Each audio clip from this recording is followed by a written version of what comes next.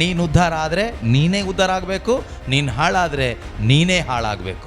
ದೇವರು ಓಪನ್ ಮಾಡಿ ಇಟ್ಟಿದ್ದಾರೆ ಸ್ವರ್ಗದ ಬಾಗಿಲು. ನೀನೇನು ಓಪನ್ ಮಾಡೋದಕ್ಕೆ ಎಕ್ಸ್ಟ್ರಾ ಪ್ರೆಷರ್ ಹಾಕೋದು ಬೇಕಾಗಿಲ್ಲ.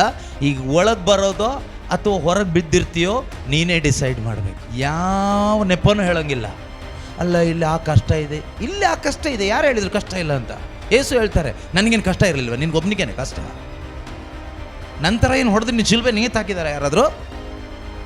ನಂತರ ಮುಖದ ಮೇಲೆ ಯಾರು ಉಗಳಿದಾರಾ? ಅಥವಾ ನನ್ನಷ್ಟು ಪರಿಶುದ್ಧನಾಗಿ ಬದುಕಿ ದೆವ್ವ ಓಡಿಸಿ ಸತ್ತವ್ರನ್ನ ಎಬ್ಬಿಸಿದ್ದಕ್ಕೋಸ್ಕರ ನಿನಗೇನಾದ್ರು ಶಿಕ್ಷೆ ಕೊಟ್ಟಿದ್ದಾರಾ? ಇಲ್ಲ ತಾನೇ? ಮತ್ತೇನು ನಿನ್ನ ಕಷ್ಟ ನನ್ನ ಹತ್ರ ಹೇಳೋದು?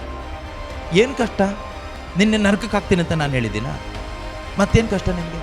ಅಲ್ಲ ಇಲ್ಲಿ ಅದು ಇದು ಎಲ್ಲರೂ ಅದು ಮಾತಾಡ್ತಾರೆ, ಇದು ಮಾತಾಡ್ತಾರೆ. ಏನು ನನಗೇನು ಮಾತಾಡಿಲ್ವಾ? ಯೇಸು ಹೇಳ್ತಾರೆ, ನನಗೇನು ಮಾತಾಡಿಲ್ವಾ? ನನಗಿಂತ ಒಳ್ಳೆಯವನ ನೀನು? ಅಲ್ಲ ನನಗೆ ತುಂಬ ಅವಮಾನ ಮಾಡ್ತಾರೆ, ಹೋದಲ್ಲೆಲ್ಲ ಅವಮಾನ ಮಾಡ್ತಾರೆ. ಏನು ನನಗೇನು ಸನ್ಮಾನ ಮಾಡಿದ್ರ ಹೋದಲ್ಲೆಲ್ಲ? ಅಲ್ಲ ನನಗೆ ಕಾಯಿಲೆ ಬಂದು ಸಾಯ್ತೀನಿ ಅಂತ ಡಾಕ್ಟ್ರ್ ಹೇಳಿದ್ದಾರೆ. ಈಗ ನೀನು ಡಾಕ್ಟ್ರು ಸಾಯ್ತೀನಿ ಅಂತ ಹೇಳಿಲ್ಲ, ನೀನು ಸತ್ತೋಗೋದಿಲ್ವಾ? ನೀನು ಸಾಯೋದೇ ಇಲ್ವಾ? ಏನು ಸತ್ತೋಗ್ಬಿಡುತ್ತೆ? ನಿನ್ನ ಶರೀರ ತಾನೇ ಸತ್ತೋಗುತ್ತೆ. ಯಾಕೆ ಟೆನ್ಷನ್ ಮಾಡ್ಕೊಳ್ತೀಯ ಅಲ್ವಾ? ಹಾಂ, ಪ್ರೈಸ್ ದಿ ಲಾರ್ಡ್, ಹಲ್ಲೆಲೂಯಾ. ನಾಟಕ ಕಂಪನಿಗಳೆಲ್ಲ ಕ್ಲೋಸ್ ಆಗಬೇಕು. ಶುಭ ಸಂದೇಶ ಎಲ್ಲ ನಾಟಕ ಕಂಪ್ನಿನೂ ಕ್ಲೋಸ್ ಮಾಡುತ್ತೆ.